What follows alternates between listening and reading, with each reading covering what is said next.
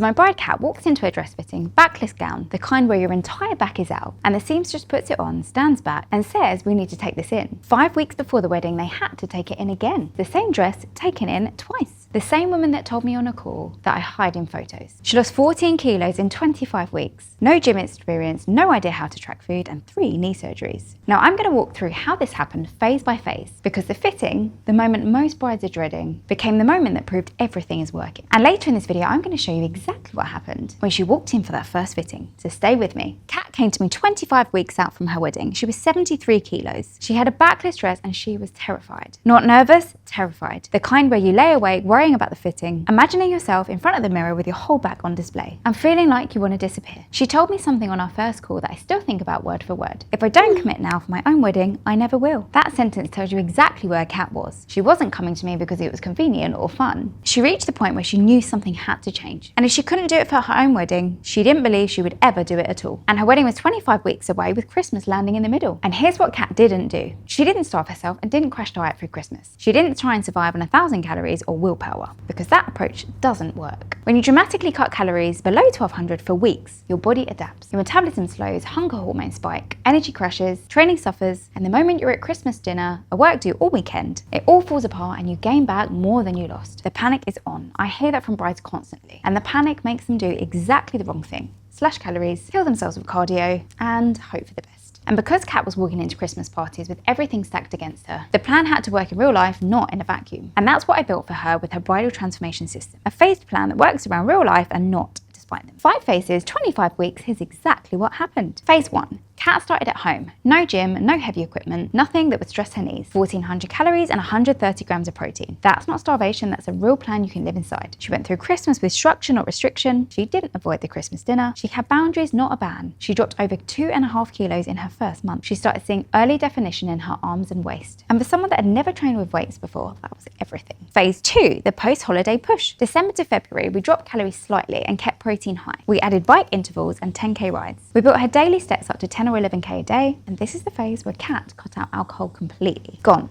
Her own decision, and she stuck to it. In this phase alone, she dropped 5 kilos. Upper body tone visibly changing. The back that was going to be on show in that dress was starting to look different. Phase 3, tone and definition. February into mid-March, we increased the weights. Arms and back became the focus. Because a backless dress, the back matters a lot. Calories came down to 1,200 for a short period to sharpen things up. And then the fitting happened. Kat went into that fitting, fully expecting to be told that they need to let the dress out. And that's when most brides are in their heads. You assume the worst, you brace for the look from the seamstress, and you prepare to feel embarrassed. The seamstress put the dress on her, stood back and said they need to take it in. Kat told me afterwards I'd never stuck to anything this long and actually feel proud of myself. That's not just a dress fitting. That's 13 weeks of check-ins, early mornings, choosing differently at Christmas, sore arms from training she'd never done before. All of it landing in one moment, standing in front of a mirror in a bridal shop. Phase 4, mid-March to mid-April. Kat was dealing with work pressure and exams at the same time. We adapted the training, brought calories back up to 1,400. She had a hen weekend, more flexibility than any other phase, and she didn't gain a single kilo. Not because she was perfect, because her habits were real. She'd gone from all or nothing to something she'd actually sustained. Phase 5, pre-wedding peak. April to the wedding. 16 to 17,000 steps per day. Gym PBs, CrossFit style circuits, 1,300 calories, 140 grams of protein, lower carbs, alcohol cut again. And the dress, they had to take it in again. Kat went from 73 kilos to 58. That's 14 kilos in 25 weeks. But I don't want you to focus on the number. I want you to focus on what she said when it was over. I have never felt this confident or strong in my entire life. And I still can't believe it's me. Her family was stunned. Her friends couldn't believe it. Not just the physical change, but how she carried herself. The way she stood in photos instead of hiding behind people. Kat, the bride who said she hides in photos. The dress fitting is the moment that most brides dread. If you've got a backless dress and fitted gown, anything that shows your body, the anxiety can be overwhelming. I feel so self-conscious about things. I don't want to look at pictures and not like them. I hear it every week. Kat's story isn't unusual. I've watched this play out hundreds of times. The fitting that you're terrified of becomes the moment that proves everything is working, but only if you start. She didn't have gym experience, she had multiple knee surgeries. She started with Christmas on the horizon and a backless dress she was dreading. And that fitting she was so afraid of became the moment she said, I actually feel proud of myself for the first time. The right plan doesn't just change the dress size, it changes the story that you tell about yourself. So if you've got a fitting coming up and you're already dreading it, or if you've had the fitting and it didn't go the way you'd hoped, book a free call with me. The link is in the description. We'll look at your timeline, your dress, what you're working with, and we'll build the kind of plan that made Kat's dress needed to be taken in twice. Kat walked into that dress fitting expecting the worst. She walked out feeling proud of herself for the first time. 5 weeks later, they took the dress in again on a wedding that she wasn't hiding behind anyone. She still can't believe it's her, but it is.